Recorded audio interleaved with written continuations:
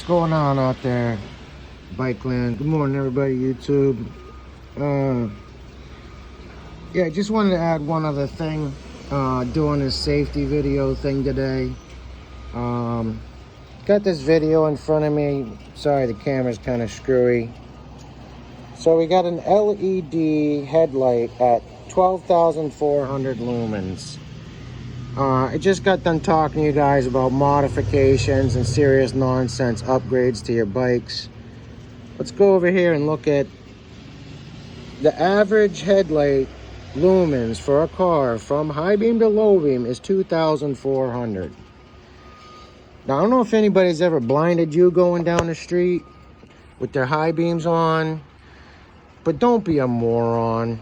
You know, that's all I can say. I'm just going to leave it at that.